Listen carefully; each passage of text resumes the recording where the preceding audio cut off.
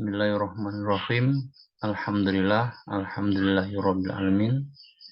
Wa bihi nasta'inuhu ala umuri dunya waddin wa ala alihi wa ashabihi wa man tabi'ahu ila yaumiddin. Para pemirsa, ibu dosen yang saya hormati, pada kesempatan hari ini saya ingin menyampaikan tugas dari mata kuliah ilmu hadis. Alhamdulillah, sebelumnya marilah kita bersyukur atas nikmat Allah yang telah diberikan kepada kita, yaitu nikmat sehat, nikmat iman, nikmat Islam, sehingga kita bisa menghirup udara segar, yaitu Islam. Shalawat serta salam tetap tercurahkan kepada junjungan Nabi besar Muhammad SAW. Beliau memberi cahaya untuk umat, yaitu cahaya Islam yang dari kegelapan menuju terang benderang. Oke, langsung saja perkenalkan, nama saya adalah Agus Sadana. Saya kelas A34, ingin menyampaikan tugas dari studi hadis, yaitu pembahasan tentang Rijal al-Hadis. Rijal al-Hadis yaitu dari dua kata ar-rijal dan al-hadis. Rijal adalah bentuk plural atau jamak dari kata rojulun, yang artinya adalah orang laki-laki dari mufrad. Secara istilah, kata rijal untuk mengistilahkan orang yang menerima hadis dari seseorang dan menyampaikan hadis yang telah diterimanya kepada orang lain, atau orang terakhir yang mendengar langsung dari sabda Rasulullah Shallallahu Alaihi Wasallam. Bisa disandarkan kepada ketika rangkaian nama orang-orang yang telah menyampaikannya adalah orang-orang yang bisa diterima dan dibenarkan beritanya, yaitu orang-orang yang memiliki syarat tertentu. Kemudian ada syarat-syarat rijal hadis. Ya, ada syarat-syarat rijal hadis, yaitu adalah memiliki ittisal sanad. Kemudian dan sikoh. Sikoh itu dalam arti adalah kuat, kemudian rapat dan terpercaya. Ya. Rijal al-hadis yang bisa diterima riwayatnya, atau rijal yang sikoh atau yang kuat pada periwayatannya. Satu, memiliki persyaratan-persyaratannya. Di antaranya adalah ada adil, ya. Kemudian adil itu memiliki jangkauannya sebagai seorang muslim.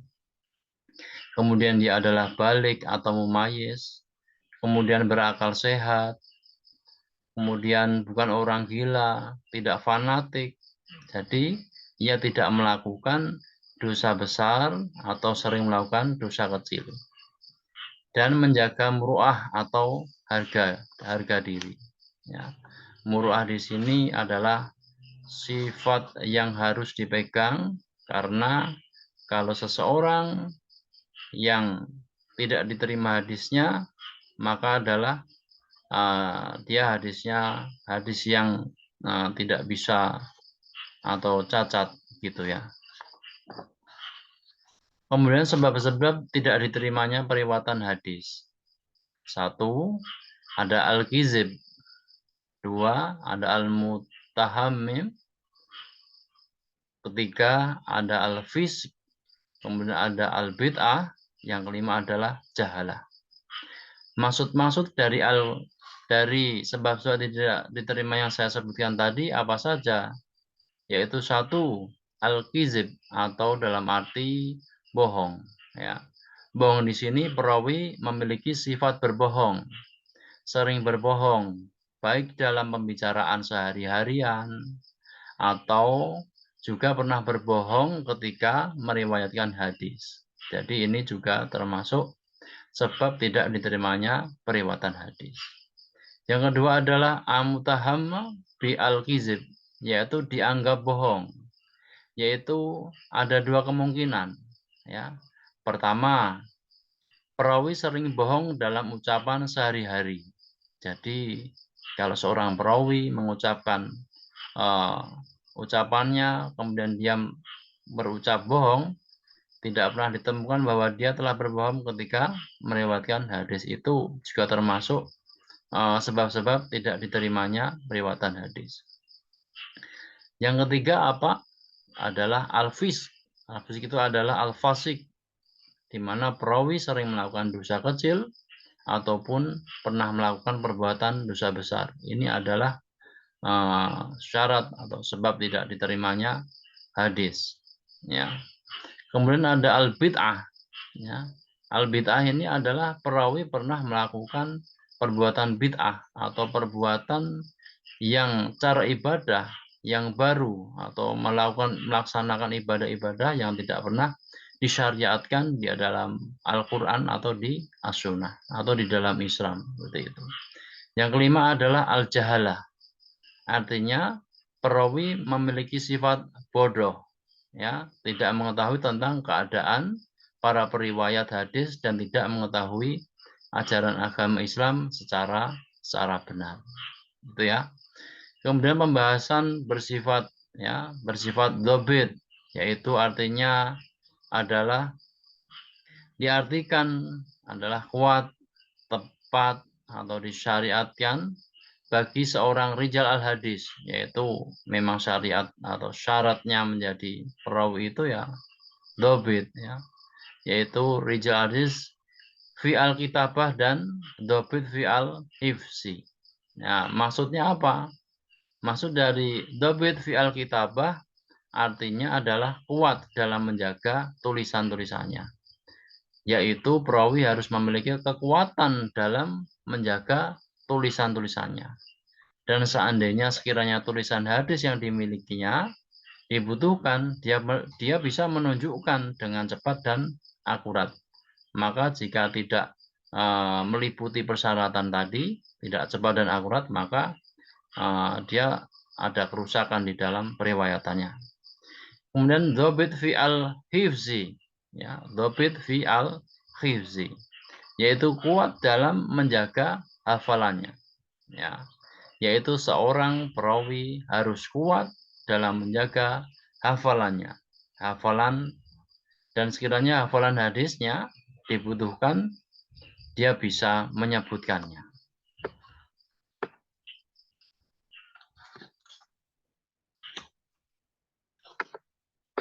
Kemudian ada gelar-gelar untuk rijal al-hadis. Ya.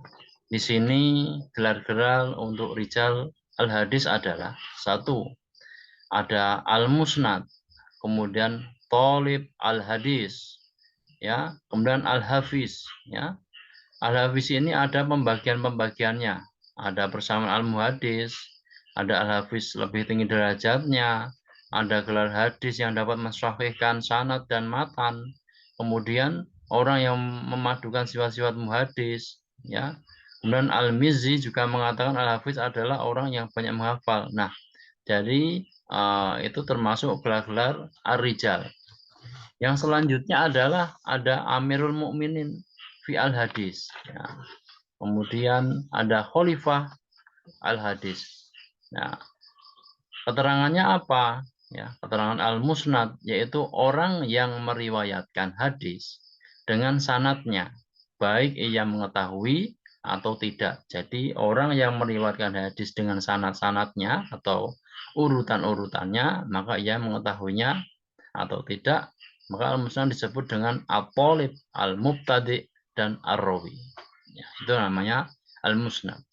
Yang kedua ada talib al-hadis, yaitu orang yang sedang menuntut hadis, atau seperti kita katakanlah. Kita belajar hadis mungkin bisa dikatakan talib al-hadis, tapi pembahasannya tidak seperti itu ya, beda lagi mungkin. Kemudian yang ketiga, al-hafiz. Al-hafiz adalah orang yang hafalannya kuat. Persamaan al-muhadis al-martas ahli hadis, ya. Kemudian al-hafiz lebih tinggi derajatnya dari al-muhadis, ya, dengan mengetahui apa yang ada dalam tiap-tiap tingkatan itu lebih banyak dari apa yang diketahuinya.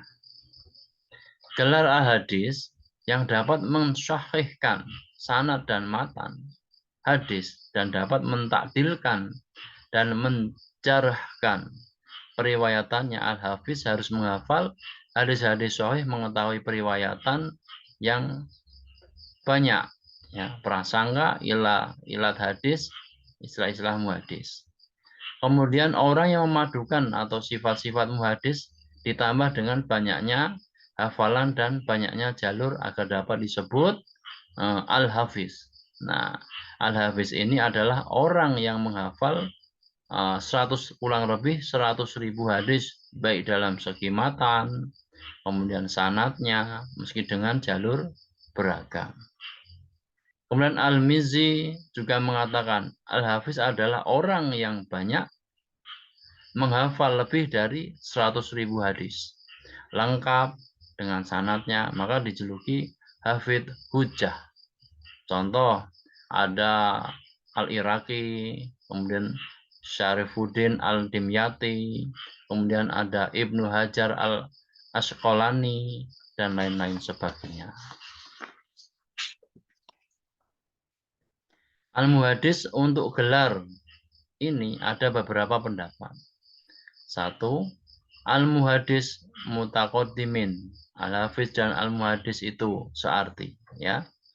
2. Muhadis Mutakhirin. Al-Hafiz lebih sosial, muhadis, ya.